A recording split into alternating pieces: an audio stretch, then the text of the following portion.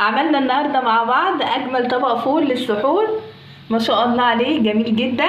وزيناه بالدقه اللي عملناها وبزيت الزيتون ووردة الطماطم الحلوه ديت. انا وريتكم قبل كده نعملها ازاي، والسر بقى في الدقه اللي على وش الطبق. شوفوا الفيديو بقى وكملوه للاخر عشان تعرفوا انا عملتها ازاي. وما تنسوش تشتركوا في قناتي عشان يوصلكم كل وصفاتي.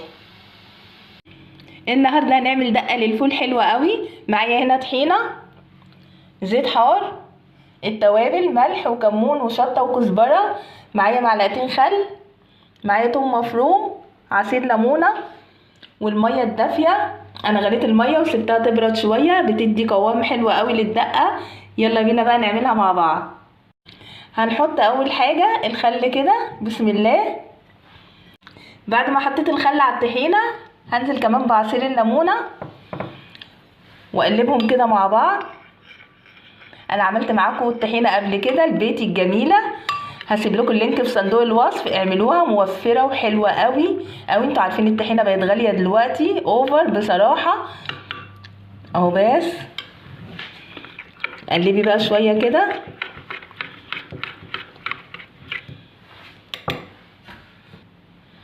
وهننزل بالميه بالتدريج كده لحد ما قوام الدقه بتاعتنا يتظبط، ونقلب.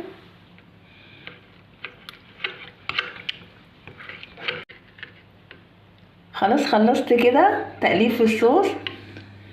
القوام جميل جدا ومظبوط، لا هو خفيف ولا هو تقيل. ما شاء الله على الجمال.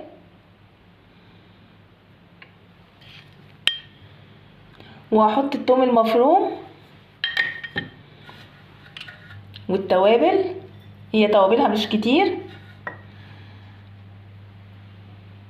وننزل كده بالزيت الجميل.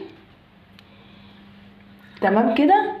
ونقلب بقى، بس مفيش اسهل من كده. وحطي بقى احلى دقه على الفول بقى وكلي بالف هنا. كل سنه وانتم طيبين. بس خلاص كده. طبعا احنا مش هنحط ده كله بقى على الفول، هتحطيه في ازازه وتاخدي منه تحتفظي بيه وتزيني بيه بالطبق. الفول بقى بيبقى طعمه تحفه. بس خلاص كده. بعد ما خلصنا الدقه بتاعت الفول هنعمل طبق الفول الجميل معانا. هنا فول وطماطم قطع، انا شايله القشر بتاعها ما بحبوش في الوصفه. بصله صغيره حوالي معلقتين، وهنا فلفله كده دواير جميله جدا. والتوابل بتاعتي بسيطه خالص، كمون وملح بس، معلقتين طحينه وعصير ليمون. جبت الوك واقوم حاطه معلقتين زيت زيتون. عايزين تعملوها بزيت عادي براحتكم. ولما سخنوا شويه هنزل بالبصله. انا مش عايزاه يسخن لدرجه مثلا انه يتحرق او يسخن جامد، لا، يا دوب زيتي كده بس. والبصله هنا في الوصفه دي ما بنحمرهاش، نخليها شفافه حلوه كده. واحط الفلفله بتاعتي. طب اللي عايز يستغنى عن الفلفل او ما بيحبوش براحته، بس بيدي طعم جميل جدا. هنا بندي الخضار تشويحه بس، ندبله.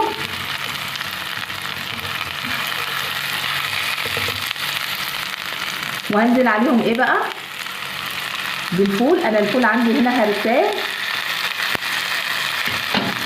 ونقلب كده.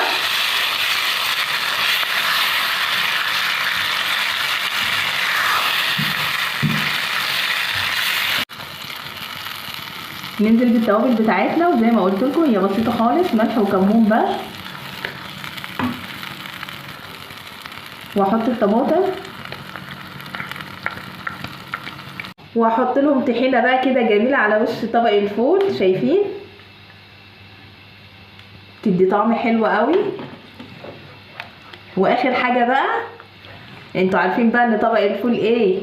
لازم يتحط له ليمون بقى، ده اساسي عشان يبقى طعمه مزز كده وجميل. ننزل بالليمون بتاعنا. وخلاص كده خلصنا زي الفل.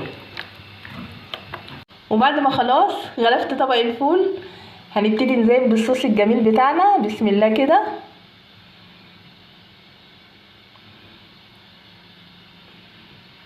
شايفين القوام بتاعه حلو ازاي؟